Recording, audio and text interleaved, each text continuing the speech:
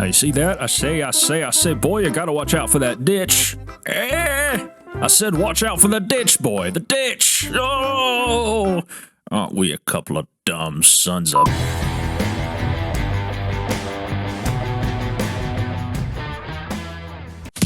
What's good, everybody? We'll start our journey by meeting the group. These 5 deranged individuals will attempt to journey from Missouri to Oregon via covered wagon. Atticus is a banker from Boston who enjoys rabbit breeding in his spare time, the dirty pervert. Get it on. This is Everett. He's a carpenter from Ohio, and when he's not carpentering, he's committing serial arson to ensure he has job security. Floyd the Flatulent is a farmer from Illinois whose superpower is eating too many beans at dinner and creating that one scene from Blazing Saddles. He's a treasure. Next, meet Oscar.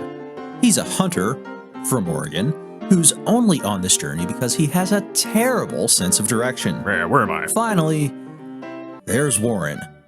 The great thing about Warren is he's almost completely stupid. He was voted by his high school classmates as most likely to be eaten by a bear. Things do not look good for Warren. If these people look similar, it's because this is a low-budget production and not enough people play Red Dead Online to get a variety of players together. I mean, it's because they're siblings. Our first stop is the general store to stock up on supplies. We're told we can only spend $400 despite having thousands of dollars in our bank account. Everett has a passion for arson and a healthy disdain for oppressive economic systems. He decides the best course of action is to set fire to the general store. I mean, he left a partially worded yet respectful Yelp review. After a rough start, the crew is off on the journey. The first night on the trail goes poorly as a thief breaks in and steals half our supplies. We probably should have had someone standing guard, but live and learn. We did manage to catch one of the shady thieves. He goes by the name of Cripps, and we invite him to share the space around the campfire with us for some quality bonding time.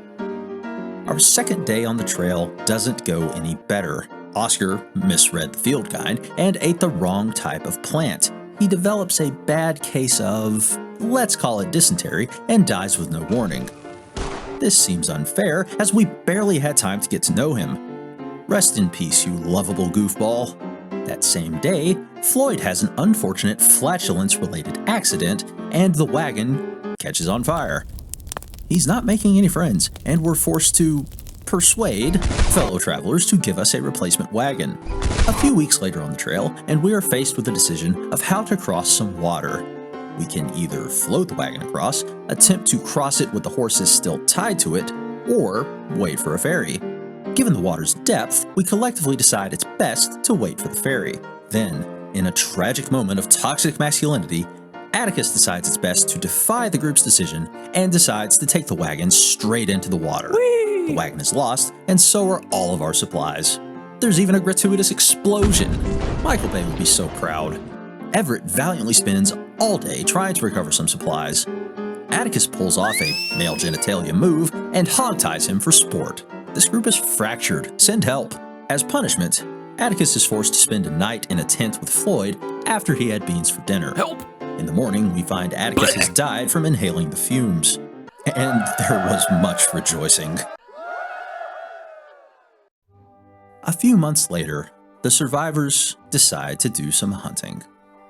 Unfortunately, we can only shoot in the 4 cardinal directions since the other 356 degrees of a circle weren't yet invented in the 1970s when the Oregon Trail games first were released. This results in a horrible accident when Everett and Floyd stand directly in Warren's line of fire while hunting. If only technology had advanced to the point of allowing Warren to shoot at a deer from any angle, this tragedy could have been avoided. Finally, Warren arrives at the end of the trail. He decides to celebrate this accomplishment by poking fun at a dead bear to get back at his high school classmates. Turns out the bear is not dead, but rather resting, and Warren is quickly eaten alive in a tragic yet predictable turn of events. What a dum-dum. Thanks for watching, everyone, and thanks to my friend Mike for helping me make this video come to life. Until next time, Make it count.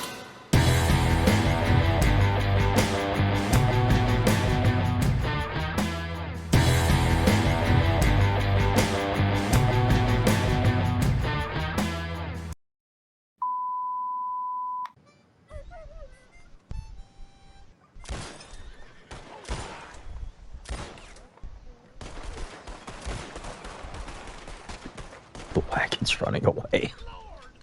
Oh no. Oh no, it's quick too. Ah! Floyd has an unfortunate flatulence. I can't.